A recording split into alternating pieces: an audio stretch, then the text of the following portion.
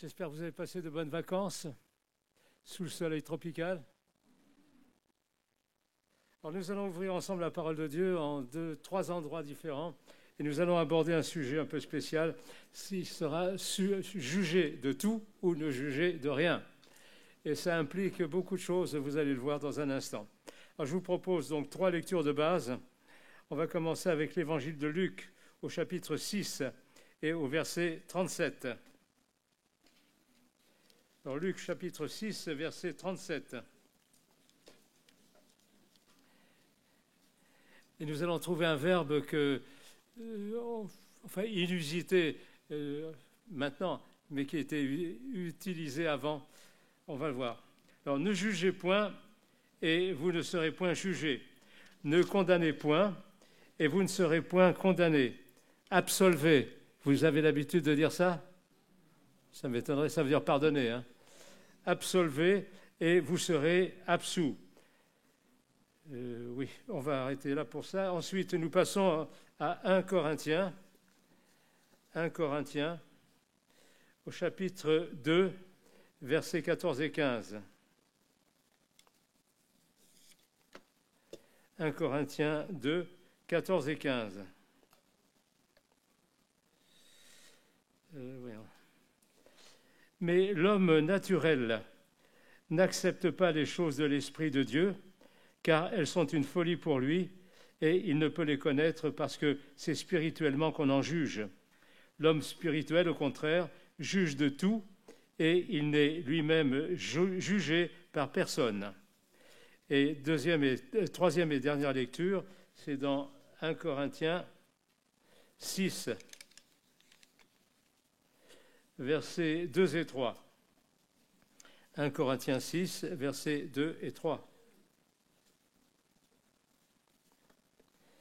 Ne savez-vous pas que les saints jugeront le monde ?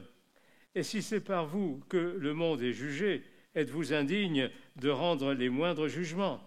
Ne savez-vous pas que nous jugerons les anges ? Et nous ne jugerions pas, à plus forte raison, les choses de cette vie ? C'est un point d'interrogation. Alors, je vais aborder ce sujet sous trois angles différents. On va parler tout d'abord de la nécessité de juger. Ensuite, le second point sera les limites du jugement. Et le troisième grand point, c'est l'esprit de jugement, esprit critique en général. Alors ces deux passages, c'est-à-dire Luc 6 et 1 Corinthiens 2, ces deux passages semblent parfois se contredire radicalement. Il y a un autre passage qui me vient à l'esprit, c'est dans l'évangile de Luc, où nous avons aussi un passage étrange, où Jésus lui-même va dire à ses disciples, si vous devez faire un voyage, ne prenez ni musette, ni bâton, etc. Et dans le même chapitre, à quelques versets près, il dira exactement le contraire, surtout, munissez-vous de ceci et de cela. Alors, il y a un certain nombre de passages comme ça dans l'Écriture qui semblent se contredire, et pourtant il y a toujours une bonne raison à trouver derrière ces choses. Donc, ces deux passages dont je parlais tout à l'heure, il y a un instant, ils traduisent en tout cas un difficile problème, et on peut dire un inévitable malaise. Un problème qu'il faut résoudre et un malaise qu'il faudrait dissiper. Si nous ne découvrons pas une solution au problème, eh bien, tout simplement, notre cœur naturel qui juge comme il respire continuera de le faire. Il n'y a pas besoin d'enseigner à quiconque juger et jauger les autres. C'est spontané presque cela. Et si nous ne parvenons pas à dissiper le malaise, nous risquons justement de demeurer dans une molle religion, enfin je dis religion à escient, hein, parce que ce n'est pas la spiritualité. Nous risquons également de végéter dans une vie spirituelle sans ossature, et par là, on peut dire sans utiliser, s'il n'y a pas d'ossature. Si nous n'avions pas une colonne vertébrale, nous serions des ramollos. Hein. Donc, on se contente souvent de la formule simpliste. Vous avez entendu ça comme moi des milliers de fois, je pense. Il faut juger le péché, mais non le pécheur. Il faut juger les faits et les idées, mais non les hommes. Et avec ça, on se trouve tranquille. Alors la théorie est juste et claire, mais la pratique est tout autre, on peut dire. En fait, Il n'est pas simple du tout de distinguer le péché du pécheur. Il n'est pas simple davantage de faire une distinction entre l'objet et le sujet, entre le fruit et l'arbre, les deux choses étant intimement liées. On en reparlera dans un instant à propos du fruit et de l'arbre. Alors la formule est tentante, mais dans le fond, elle est loin de résoudre le problème et de dissiper le malaise dont je parlais il y a un instant. Elle ne satisfait pas la conscience, car l'homme s'élève justement au-dessus de l'animal par cette faculté justement de discerner, de choisir, de juger. Et nous sommes capables, tous les hommes, quels qu'ils soient, de juger, de choisir, et de juger évidemment, et de discerner surtout. Elle ne traduit pas non plus l'enseignement de la parole de Dieu qui est beaucoup plus nuancé et beaucoup moins simpliste qu'on ne peut l'imaginer. Alors c'est vrai que Jésus, dans le cas de la femme adultère, a jugé le péché et il a absous la pécheresse, c'est-à-dire la femme adultère. Mais cela, ce n'est que l'extérieur de tout ce drame. Il faudrait justement, pour le comprendre et pour ne pas tirer de trop dangereuses conclusions, tenir compte d'autres facteurs qui n'apparaissent pas dans le bref récit qui nous est donné. C'est donc dans l'évangile de Jean, chapitre 8, et en particulier de la repentance de la coupable en question, donc de la nouvelle vie qui commença à cet instant pour elle. Pourquoi ? Parce que Dieu ne tient pas le coupable pour innocent. Alors, vous pouvez essayer de vous justifier autant que vous voudrez. Dieu regarde au cœur et non à l'apparence. Vous pouvez lui raconter n'importe quoi. Il sait de quoi vous... Il sait nous juger, évidemment, et nous jauger, et de quoi nous sommes faits aussi. Alors, le problème n'est donc pas aussi simple qu'il le paraît. Laissons la parole de Dieu maintenant, seul critère en tout domaine, faire la lumière sur ce délicat problème. Et on aborde donc la nécessité de juger. C'est une nécessité que nous avons, mais enfin, il n'y a pas besoin de nous l'apprendre en général. En premier lieu, nous sommes contraints d'admettre la nécessité pour l'homme de juger. Il manquerait, je pense, à sa vocation s'il refusait justement d'exercer ce privilège qui est le privilège des hommes et privilège exclusif de sa nature. Celui-ci, donc l'homme, apparaît donc dans ce passage de Paul. Il dit « Ne savez-vous pas » c'est 1 Corinthiens 6, « Ne savez-vous pas que les saints jugeront le monde ? Et si c'est par vous que le monde est jugé, êtes-vous indigne de rendre les moindres jugements ?» Il y a plusieurs versions, mais enfin, c'est une parmi celles-là que je cite. Donc, l'Esprit de Dieu rend témoignage à notre esprit et de cette nécessité de jugement. Et vous allez voir, on va approfondir les choses et aller un peu de l'avant parce que ça implique beaucoup de moments critiques de notre vie. L'Esprit de Dieu, donc, je répète, rend cette nécessité de jugement pour tout un chacun, et surtout parmi les enfants de Dieu. Ce n'est absolument pas un signe de maturité spirituelle que de ne pas ou de ne plus juger au nom du grand principe d'un faux amour. Alors, par amour, donc, on ne doit pas juger. Enfin, depuis 1950, je suis dans les églises, donc j'ai entendu beaucoup de choses, les pires et les meilleures. Mais enfin, au nom du grand amour, c'est un faux amour pour moi. On ne doit pas juger, j'emploie que le verbe juger pour l'instant. Critiquer, c'est encore autre chose. La parole de Dieu nous dit dans l'Épître aux Hébreux, la nourriture solide est pour les hommes faits, pour ceux dont le jugement est exercé par l'usage à discerner ce qui est bien et ce qui est mal. Alors, par le refus de juger, justement, par ce refus-là, on en arrive à ne plus distinguer ce qui est bien et ce qui est mal, ce qui est vrai et ce qui est faux, ce qui est de Christ et ce qui est de Satan, et ce que nous devons aimer de ce que nous devons réprouver.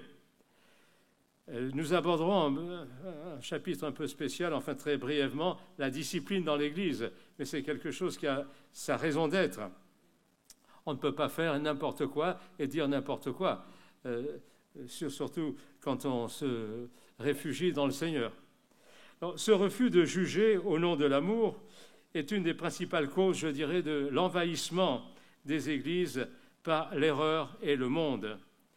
de l'effondrement du témoignage évangélique actuel que l'on voudrait masquer ou remplacer par toutes sortes, on va dire, de moyens humains et qui ne feront que hâter et aggraver la ruine. Et de plus en plus, malheureusement, j'en suis conscient, j'ai beaucoup voyagé avant de rester sur place. J'ai vu toutes sortes d'églises, j'ai prêché autrefois avec la robe noire et le col à manger de la tarte. Oui, mais enfin, je sais un peu ce qui se passe quand même dans les églises. Il n'y a pas que les pentecôtistes qui existent, il y a l'église réformée, il y a des méthodistes, il y a, enfin, etc., etc. Ça prendrait trop de temps pour les citer. Mais enfin, lorsque Jésus dit dans l'évangile de Luc, chaque arbre se connaît à son fruit, eh bien, Jésus montre bien que nous pouvons et devons exercer un certain jugement, ne portant pas seulement sur le fruit, mais sur l'arbre. C'est l'arbre qui porte le fruit et pas le contraire. Alors, l'apôtre Paul exhorte également le chrétien, le membre d'Église, l'auditeur du message qu'il écrit, à juger, c'est dans 1 Thessaloniciens, il dit « Jugez toutes choses et retenez ce qui est bon et abstenez-vous de toute espèce de mal. » Alors, je vais aborder quelque chose qui concerne les églises de Pentecôte. J'y suis né dedans, donc je ne compte pas les années maintenant. Mais j'y suis né dedans et je connais bien les églises de Pentecôte. J'en ai visité des centaines. Et quand il dit ça, jugez toutes choses, retenez ce qui est bon, ça veut dire que parfois, tout n'est pas forcément gobable. C'est pas français, mais je le dis quand même. On ne peut pas gober tout comme venant du Saint-Esprit. Vous me comprenez bien? Voilà. Alors, retenez ce qui est bon, ça veut dire que au milieu de l'exercice des dons spirituels dont parle l'apôtre Paul, il y a des bonnes choses, il y en a de mauvaises. Si vous avez de la fausse monnaie dans votre poche, c'est que la bonne, elle existe. S'il y a parfois de fausses prophéties, c'est qu'il existe de bonnes prophéties.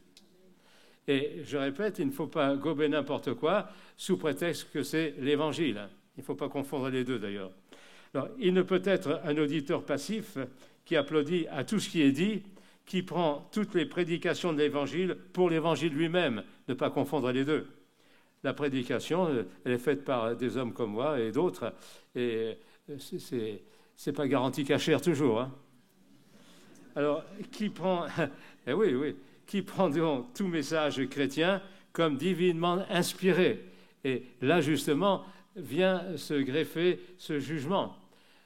Quand on a une vie, disons, spirituelle équilibrée, on ne va pas tout prendre comme argent comptant venant du Saint-Esprit. Il y a des choses qui sont provoquées aussi par l'homme, donc l'humain. Alors, mais l'apôtre Paul a l'esprit ouvert, on peut dire positivement ouvert et non négativement. Il a l'esprit critique et non de critique. Il y a une très grande nuance entre les deux. Hein.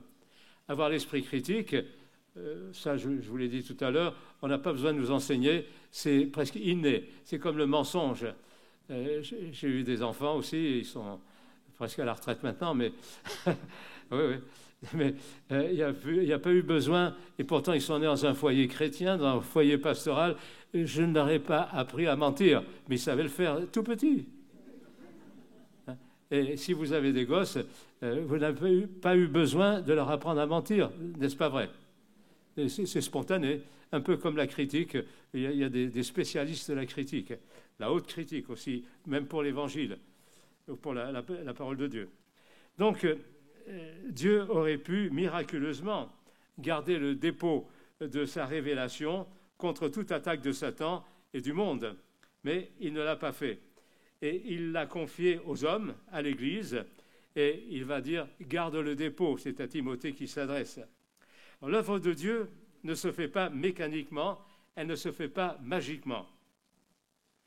Sa pensée n'a pas de dépositaire exclusif. Et là, je vais aborder dans un instant un sujet qui me tient à cœur, parce que je l'ai vu et entendu moult fois dans les églises de type de Pentecôte.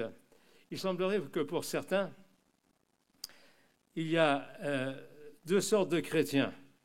les chrétiens, disons, baptisés, remplis du Saint-Esprit, et les chrétiens de seconde zone qui ne sont pas baptisés du Saint-Esprit. J'étais pasteur baptiste pendant 10 années, donc je sais de quoi je parle, parce que j'étais à l'intérieur, donc, tout en étant pentecôtiste.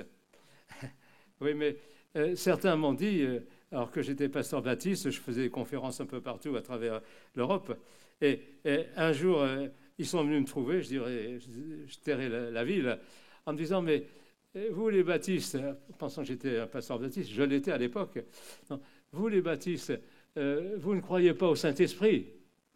Mais quelle aberration! Quelle aberration! Et quand on est enfant de Dieu, né de nouveau, on croit au Saint-Esprit. Les baptistes croient au Saint-Esprit et à la puissance du Saint-Esprit. Le seul problème, c'est que pour certains, par rapport à nous, ils ne distinguent pas de phase, c'est-à-dire quand on est baptisé, disent-ils, eh bien, on est baptisé du Saint-Esprit aussi, en même temps, alors que dans la Pentecôte, nous disons il y a 2 expériences à faire, le baptême d'eau et le baptême du Saint-Esprit, qui sont 2 expériences complètement différentes l'une de l'autre. Alors, ne dites pas n'importe quoi, surtout à des gens qui s'y connaissent, en disant à un pasteur baptiste, vous n'êtes pas baptisé du Saint-Esprit, une catastrophe. Non, non, il n'y a pas des chrétiens de première zone et de seconde zone. Il y a des chrétiens nés de nouveau qui se préparent, disons, à l'aspect céleste de leur vie, sur le plan terrestre, évidemment. Et puis, tous les chrétiens, quels qu'ils soient, ont besoin de savoir que le Saint-Esprit existe pour tout le monde et il n'y a pas des premières zones et des secondes zones, première classe, deuxième classe. Hein. Ça n'existe pas. Alors, autre chose maintenant. Oui, je parlais de Paul. Il a donc, je disais, l'esprit critique et non de critique. Et c'est justement dans l'exercice de ce jugement qu'est la sauvegarde de l'Évangile. Dieu aurait pu miraculeusement garder donc ce dépôt de la révélation, mais il l'a confié à des hommes, avec tout ce que cela comporte. Et je lui ai souvent dit, et le Seigneur le sait, si tu t'étais servi des anges à la place de Boulagnon, tu aurais été certainement mieux servi. Et c'est vrai, parce que un homme est un homme, ou une femme est une femme, enfin, j'espère. Hein. On ne sait plus maintenant. Bon, mais quand même, je veux dire par là, il sait de quoi nous sommes faits, le Seigneur, et bon, il nous utilise tels que nous sommes, avec nos travers, nos défaillances et notre bon vouloir de temps en temps aussi. Donc, sa pensée n'a pas, dans la pensée divine, il n'y a pas, je répète, de dépositaire exclusif. Et c'est pourquoi l'apôtre Paul insiste dans 1 Corinthiens, pour ce qui est des prophètes, que 2 ou 3 parlent et que les autres jugent. Hein, c'est écrit. Car les esprits des prophètes sont soumis aux prophètes. Alors, si on juge, c'est-à-dire qu'il y a du bon, il peut y avoir du mauvais. Enfin, c'est quand ça, il y a 3 origines possibles à l'exercice des dons. Il y a le don qui vient du ciel, donc de Dieu. Il y a le don qui vient de Satan à l'opposé, ou les dons. Et il y a aussi ce qui vient de l'homme. Et je pense à quelque chose de bien précis dans l'Écriture. Si vous lisez le prophète Ésaïe, dans la version originale en hébreu, si vous lisez Ésaïe, Ésaïe était un historiographe, un homme qui avait non pas un pois chiche dans la tête, mais qui était un intellectuel. Il a vécu sous je ne sais combien de rois, il a été à l'intérieur des gouvernements, etc. Et si vous lisez le prophète Ésaïe, vous avez un hébreu impeccable, hein, l'hébreu littéraire. Si vous lisez Amos, c'est un brave garçon, Amos, c'était un bouvier. Dieu se sert de tous. Et c'était un bouvier, et quand il écrit, eh bien, ça se ressent un petit peu dans son discours. Mais ne jugez pas Amos parce que c'est un petit bouvier, ou ne dites pas Dieu se sert des grands de ce monde. Non, enfin des intellectuels seulement. Non, non, Dieu se sert de tous. Dans une église, il n'y a pas que des intellectuels, heureusement, il faut des manuels également, et ça crée un équilibre. Et je pense, dans le cadre d'une église, les uns et les autres servent l'Éternel en même temps, de façon différente, mais on est là en tant que serviteur et non pas en tant que maître. Autre chose encore. Oui, donc il est dit, bien-aimés, n'ajoutez pas foi à tout esprit, mais éprouvez ou jugez donc les esprits pour savoir s'ils sont de Dieu. Donc il faut se référer à ces trois éléments, de Dieu, de Satan ou de l'homme, simplement. Alors, le jugement du peuple de Dieu est la sauvegarde donc, du témoignage évangélique, mais aussi de l'Église locale. Alors, je vais parler dans un instant de la discipline, parce qu'il faut aussi en parler. Il n'y aurait plus d'Église s'il n'y avait pas de discipline, et il n'y aurait pas de discipline sans jugement. Ne pensez pas que nous sommes à la schlag, hein. C'est pas ça l'Église. Si c'était le cas, alors il n'y aurait plus personne. Mais l'apôtre Paul, parlant d'un homme qui, dans l'église de Corinthe, avait gravement péché publiquement, il déclarait, pour moi, écoutez, c'est 1 Corinthiens 5, pour moi, absent de corps, mais présent d'esprit, j'ai déjà jugé, dit-il, comme si j'étais présent, celui qui a commis un tel acte. On ne sait pas de quoi il retournait exactement, mais c'était quelque chose de pas glorieux du tout. Hein.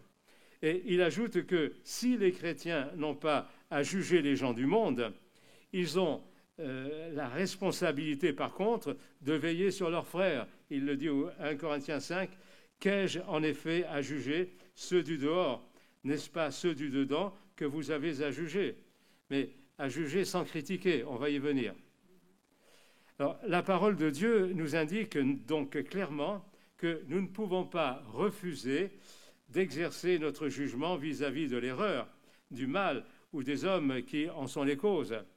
Si, par exemple, je vais prendre mon exemple, en tant que pasteur, si vous m'entendiez dire des choses qui ne collent pas avec la parole de Dieu, eh bien, je serais à même de prendre la poudre d'escampette parce que vous pourriez me pointer du doigt en disant « Oh, tu dépasses l'Écriture ». Et ça peut se faire, hein. Mais enfin, grâce à Dieu, jusqu'à maintenant, je n'ai pas débordé. Mais je veux dire par là, nous avons un droit même et une obligation de redresser les torts quand ça existe, mais avec beaucoup d'amour et pas autrement. Alors maintenant, nous allons parler justement des limites du jugement que nous pouvons porter. Il y a des limites, à tout d'ailleurs. Mais cet exercice de jugement, donc, n'est pas sans danger, et sans grand danger également. C'est contre ces erreurs de jugement que s'en prennent ceux-là même qui ont prêché l'usage du jugement, aussi bien Paul que le Seigneur Jésus lui-même. Il nous faut donc examiner en second lieu les limites de nos jugements et du jugement général. Le jugement est absolument nécessaire à la survie de l'Église, locale évidemment et universelle par-dessus le marché évidemment. Mais un esprit de jugement, un mauvais jugement, est certainement la mort de l'Église, si on ne veille pas au grain. Alors, Paul pose bien le problème en l'illustrant par exemple, ou des exemples précis, dans sa lettre aux Romains au chapitre 14. Vous lirez ça chez vous, on n'a pas le temps aujourd'hui. Mais tous les enfants de Dieu ne sont pas les mêmes, et j'ajoute heureusement. Pourquoi ? Eh bien parce que nous sommes tous différents, nous avons une culture différente, nous ne sommes pas nés au même endroit, là aussi, heureusement pour les sages-femmes. Mais enfin, ceci dit, nous sommes tous différents et c'est un besoin nécessaire, je dirais, nécessaire, absolu. Pourquoi ? Parce que si tout le monde était... nous serions des bénis oui-oui. Hein, c'est-à-dire, on dirait amen à tout et à rien. Donc, nous ne sommes pas là pour avaler n'importe quoi, n'importe quelle couleuvre.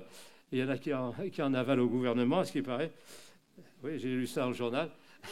Mais enfin, sans faire de politique, nous sommes là pour rester dans l'équilibre. Et je répète, donc, il y a des limites à notre jugement. Alors, le jugement est absolument nécessaire, je répète encore, à la survie de l'Église.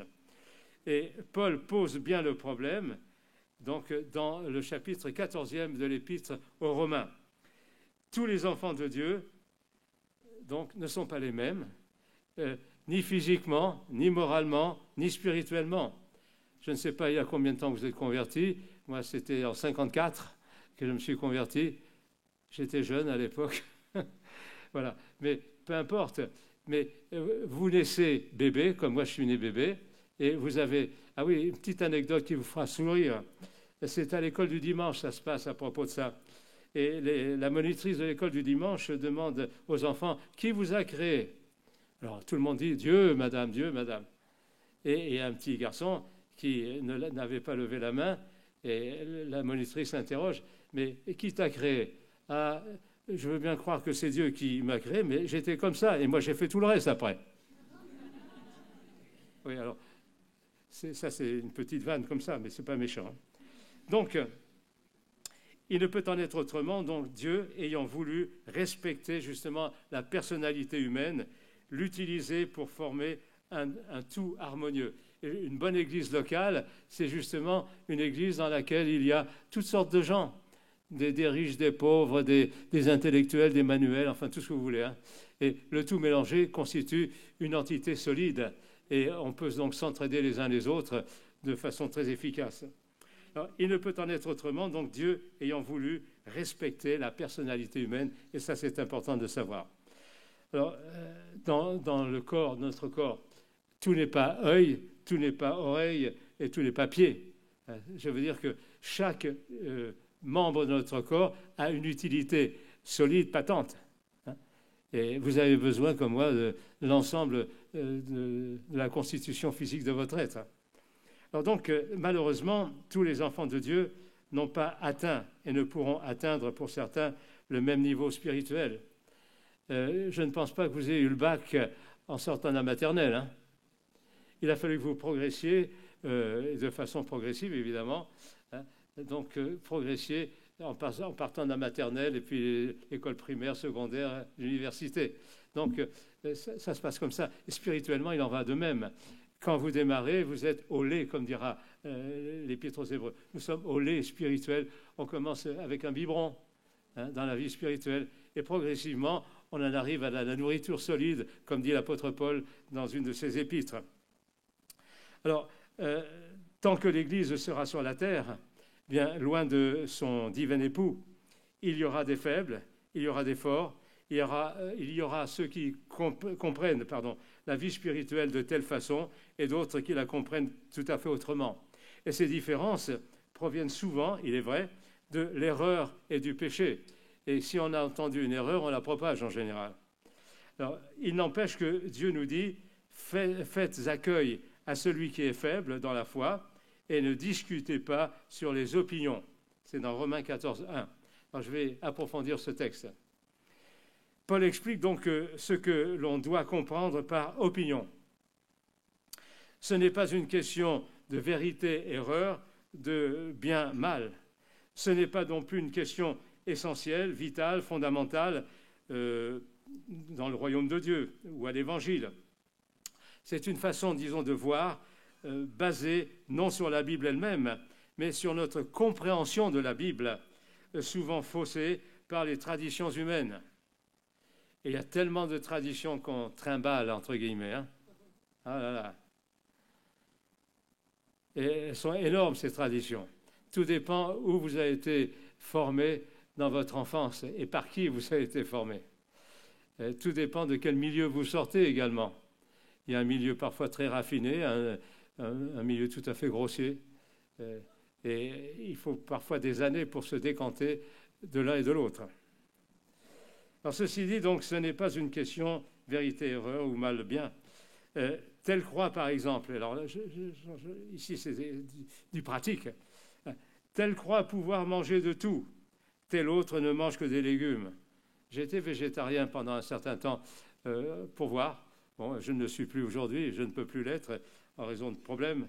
Mais tel fait une distinction entre les jours, tel autre les estime tous égaux.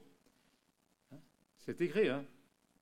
Donc, il le dit bien, l'apôtre Paul, ce n'est pas une question vitale, car le royaume de Dieu, ce n'est pas une question de manger et de boire, ni non plus de jour.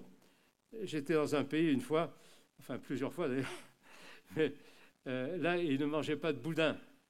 Ils ne voulaient pas que les chrétiens mangent du boudin.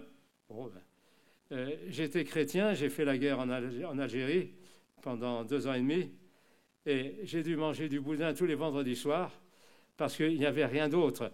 J'étais à l'état-major, on terminait après tout le monde, et aux cuisines, il n'y avait plus rien à manger. Alors il fallait avaler le boudin. C'était ça ou rien, ou se passer, ou maigrir d'1 kilo chaque jour. Donc, non, oui, j'avais perdu à l'époque 20 et quelques kilos, même en mangeant du boudin. Bon, ceci dit, c'est une appréciation. Vous êtes libre de manger tout ce qui se vend sur le marché. Mais si vous avez un problème de foie hépatique, si vous avez ce genre de problème, n'allez pas manger 1 kilo de chocolat. Et il ne faut pas vous plaindre après d'avoir un problème d'estomac ou de foie. FOIE. Alors, pour trancher ces problèmes, donc, l'apôtre Paul n'en appelle pas à la parole de Dieu, mais à la conviction intérieure qui dépend de beaucoup de choses, bonnes ou mauvaises. Et je vous assure, quand on a faim, on peut manger n'importe quoi. J'étais gamin pendant la guerre. Je vais vous dire, je ne veux pas vous écœurer avant de manger, mais on était à Chelles-Gournay, donc en Seine-et-Marne. J'étais là, toujours chez les étrangers. Et on allait dans les champs, on n'avait rien à manger. On allait prendre des escargots vivants. On coupait le haut du cône, on soufflait, on avalait. Avec la bave et tout, et toutes les saletés qu'il travaillait. Hein. Et je vous assure, on allait glaner aussi dans les champs à l'époque, après la moisson. Voilà. Et on se nourrissait comme ça. J'ai mangé aussi du chat pendant la guerre, sans le savoir, évidemment. Mais c'est atroce. Mais écoutez, quand on n'a rien à manger, on mange de tout, en rendant grâce à Dieu. Oui. Oui. Mais ce que vous mangez, est-ce que vous avez l'habitude de rendre grâce à Dieu pour votre nourriture? On lui demande de bénir ce qu'on mange, mais c'est quelque chose de réel, c'est pas du fortuit. Hein. Si on avale, en voyageant, je sais pas, j'ai fait des millions de kilomètres, mais en voyageant, vous êtes obligé d'avaler n'importe quoi, puisque on vous sert avec beaucoup de joie un mets dont on pense qu'il vous fera du bien. Mais si vous n'aimez pas la chose, il faut l'avaler quand même. Oui, voilà. Par respect pour la cuisinière ou le cuisinier. Alors donc, notre jugement doit donc se limiter à certains domaines. Nous ne devons pas toujours juger. Le mal est que souvent, nous ne jugeons pas ce que nous devrions juger et nous sommes sans grande fermeté, on va dire, lorsque des questions vitales de doctrine ou de vie sont en jeu. Alors, dans le cadre de la discipline également, il y a une discipline pastorale qui existe, une discipline ecclésiale, c'est-à-dire pour l'Église. Je sais qu'on n'est pas là, dans un régime de schlag, mais je veux dire par là qu'il y a cette possibilité d'user de discipline, parce que, je vais prendre un exemple que vous allez bien comprendre, dans un tombereau de pommes, vous avez une seule pomme qui est pourrie, eh bien, tout le tombereau va pourrir. Et ce n'est pas les pommes saines qui vont rendre comment on dit qui vont rendre la pomme qui était pourrie saine. Voilà. Alors, c'est la même chose. Le mal, en général, est beaucoup plus contagieux que le bien. Alors maintenant, nous jugeons ce que nous ne devrions pas juger, bien souvent, je l'ai dit, mais celui qui n'a pas la conviction que nous avons sur ces points dont je viens de parler, non vitaux, est alors regardé ouvertement ou non comme moins spirituel. Dans des pays, j'ai vécu aux États-Unis un petit peu, et là, à notre niveau, il était interdit de boire du vin. J'avais un cher collègue qui étudiait avec moi. Je vous raconte ça, mais ça vaut son pesant. Il était en train de me dire les Français, enfin, en anglais, il racontait ça. Les Français, vous buvez du vin, vous êtes des rétrogrades, vous donnez la Seine avec du vrai vin, c'est rétrograde, etc. Il m'a bassiné au moins pendant 4 mois d'affilée comme ça. Et un jour, j'ai pris le mot aux dents et je suis allé m'acheter un gallon de vin. Ça fait combien ça? 3 litres environ, je ne me rappelle plus. Hein, c'est ça? J'en sais rien. Un anglais, là. Non, un gallon, c'est combien de litres? Combien? 5 litres. Ah ben, j'ai dû avaler 5 litres, alors. Mais pas tout de suite, hein. Pas d'un seul coup. Donc, et un jour, donc, j'ai pris ce gallon au supermarché, et chaque soir, Je lui disais « chin chin ». J'en buvais pas un verre, hein, un petit peu comme ça. Mais c'était interdit. Et il voulait me l'interdire aussi. Mais je lui dis « je suis libre, je suis un Français, je suis libre de boire du vin ou pas du vin. Et si tu veux boire du jus de fruits, ben, c'est ton affaire. Hein. » Mais voilà. Mais alors donc, ce qui est valable bien souvent en deçà des Pyrénées n'est pas forcément valable au-delà des Pyrénées, même chez les bons évangéliques, pas encore angéliques. Alors, c'est dans Romains 14, donc il est dit, c'est l'apôtre Paul qui parle, « Toi, pourquoi juges-tu ton frère ? Ou toi, pourquoi méprises-tu ton frère ? Pensez plutôt à ne rien faire qui soit pour votre frère une occasion de chute. Qui es-tu, toi qui juges un serviteur d'autrui ? S'il se tient debout ou s'il tombe, cela regarde son maître, mais il se tiendra debout car le Seigneur a le pouvoir de l'affermir. » Et cette conviction donc, que tu as, garde-la pour toi devant Dieu et chacun de nous rendra compte à Dieu pour lui-même. Je ne peux pas rendre compte à votre place, et pas plus que vous ne pouvez le faire pour moi. Et j'en arrive à mon troisième point et dernier. C'est bon. Oui. Alors, l'esprit de jugement. Ça, j'y tiens beaucoup. Non pas à l'esprit de jugement, mais à le dire, à le dénoncer. Mais aussi important que la nécessité de jugement, aussi important que le devoir de ne pas juger dans certains cas, et EST, l'esprit dans lequel nous devons juger. Si nous devons juger, il y a un certain état d'esprit dans lequel nous devons le faire. C'est un mauvais état d'esprit de jugement que Jésus s'attaque justement dans le sermon sur la montagne. Nous devons juger, mais pas n'importe comment, s'il y a cette obligation-là. Et elle existe. Alors nous devons être dans un certain état d'esprit, sinon, aux yeux de Dieu, de juge, nous devenons accusés et aussi condamnés. Dans quel esprit devons-nous juger ? J'y viens. Tout d'abord, avec beaucoup d'humilité, avec une grande humilité, car nous devons nous rappeler que, de toute façon, nous sommes mal placés pour juger. Et seul Dieu est capable de juger un cœur. On peut essayer de tromper Dieu, mais on ne le trompe jamais. Il regarde au cœur et non à l'apparence. Vous pouvez tromper tous les pasteurs que vous voudrez, mais vous ne pourrez en aucun cas tromper le Seigneur. Il regarde au cœur et il sait ce que vous pensez, ce que je pense maintenant, et de façon parfaite. On ne peut pas tricher avec Dieu. Ce n'est pas le biais comme ça, c'est oui ou non. Que votre oui soit oui, que votre non soit non. Et l'entre-deux n'existe pas. Alors, personne n'est exempt de reproches. Nous ne sommes que des hommes. Et un seul est juste, un seul est bon, c'est Jésus. Cela n'est pas, bien sûr, une raison pour ne pas juger et laisser tout dire et tout faire. Et ce ne peut être qu'une excuse pour une coupable tolérance. Un jour, je vous parlerai de la tolérance et de l'intolérance aussi, en même temps. Mais cette relativité de notre jugement doit nous pousser à une grande humilité. Qui es-tu, toi, qui juges ? En jugeant, nous devons disparaître derrière le juge, le seul qui connaisse le fond des cœurs. Il est le seul à savoir ce que nous sommes réellement au fond de nous-mêmes. Nous devons avancer sa parole, sa volonté, pas notre volonté ou nos propres déductions. C'est sa parole qui devra juger, pas nous. Si nous nous effaçons ainsi, si nous sommes, on va dire, pleins de cette humilité dont je parlais il y a un instant, alors notre jugement sera sain et surtout efficace. Sinon, vous risquez d'en prendre plein la figure, de la part des hommes déjà.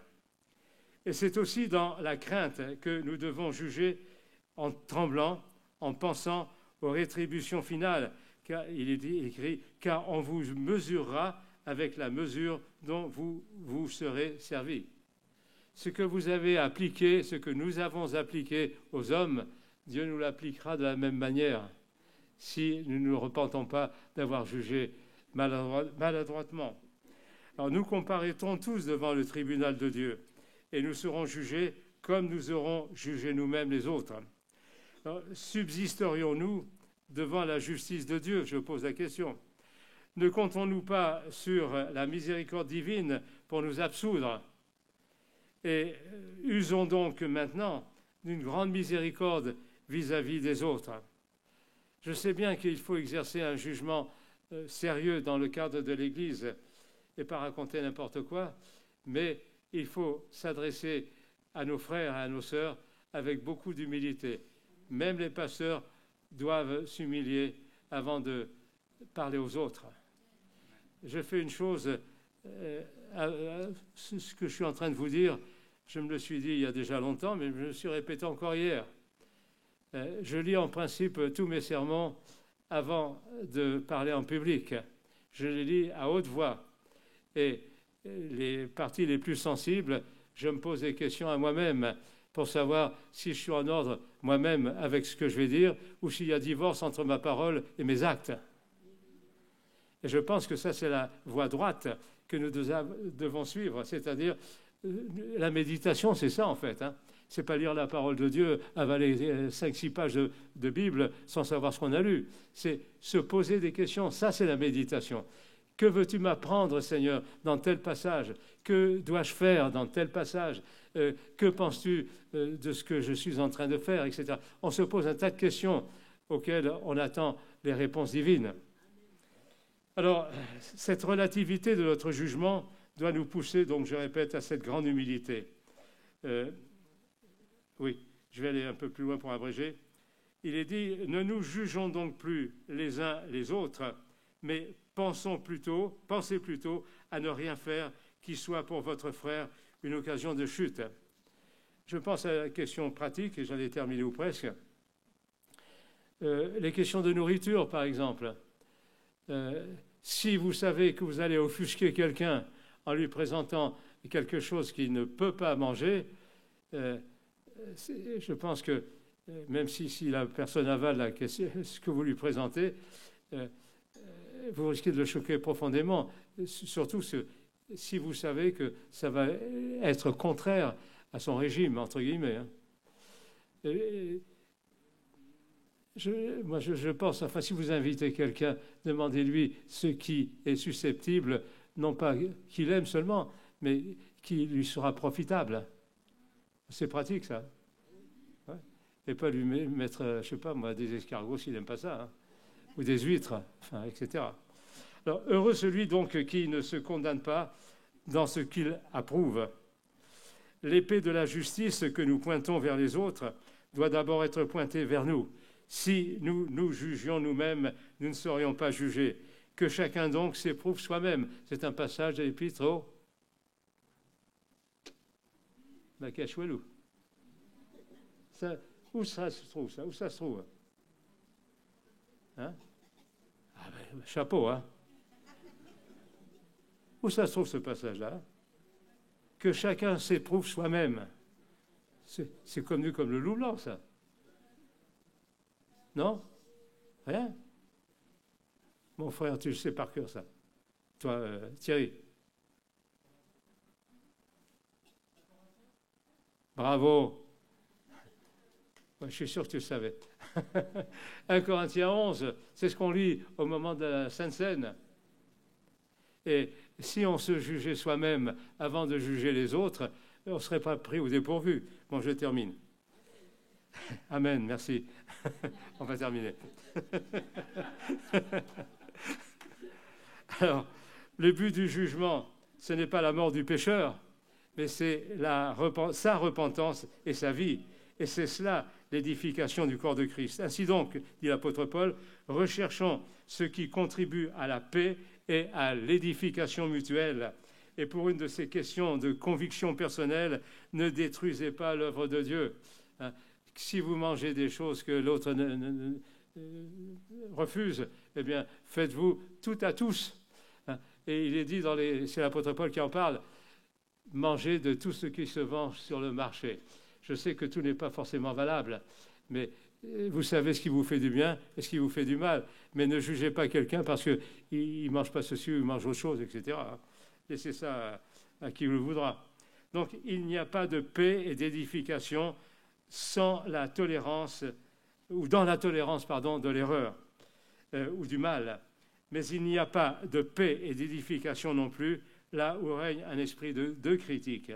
Alors, nous qui sommes forts, enfin si vous croyez fort, nous devons supporter les faibles ou les faiblesses de ceux qui ne le sont pas et ne pas nous complaire, oui, en nous-mêmes, que chacun de nous complaise au prochain pour ce qui est bien en vue de l'édification de tous. Et dernier mot, quand toutes ces conditions seront remplies, humilité, la crainte de déplaire à Dieu surtout, le jugement de soi-même et le désir du salut de l'autre, de paix et d'édification, alors notre jugement sera accepté et portera des fruits réels, des fruits positifs qui honoreront l'Évangile, glorifieront Dieu également. Alors si nous ne pouvons pas les réunir, alors abstenons-nous. Mais car sans compter le tort que nous nous serons fait, nous aurons semé plus le mal que le bien en jugeant les autres. Et dernière phrase, que le Seigneur nous accorde donc sa sainte et ferme sagesse pour nous comporter toujours en vrais fils de Dieu, en vrais frères de tous ces enfants que vous êtes et que nous sommes ensemble. Nous prions si vous voulez bien.